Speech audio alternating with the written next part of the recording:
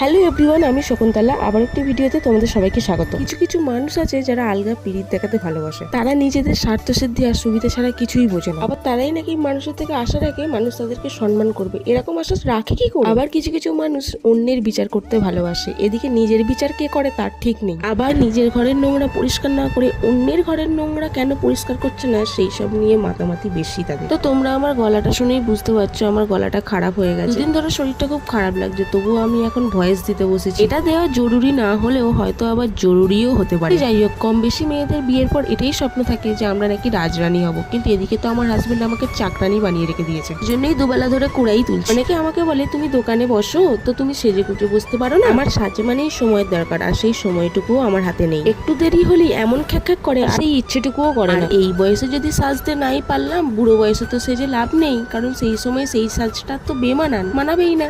তাহলে আর কি করা যাবে, মনের দুঃখে একটা মিষ্টি দই খেয়ে। আর এদিকে ডাকখানা গলির অবস্থা দেখেছো?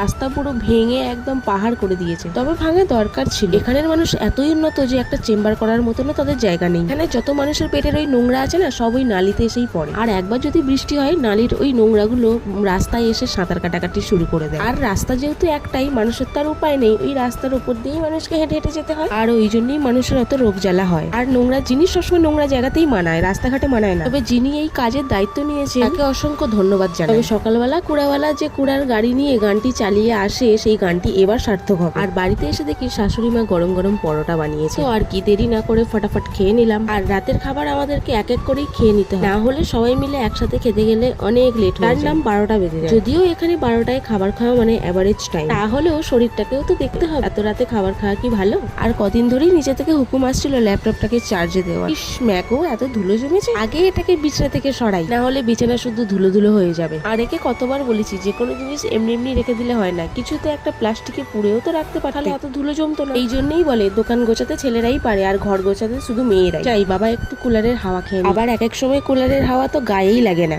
এত গরম হয় যেন মনে হয় মাথাটা ভেতরে ঢুকিয়ে দিই। দেখছো কি, এবার মেয়ের পাগলাপোনা শুরু। মাথায় তো চুল নেই বললেই চলে, এবার হাওয়ায় ছেড়ে দিয়ে ঢং। যখন ও দুপুরে না থাকে তখন আমার পাগলাপোনাটা একটু বেশি বেড়ে যায়।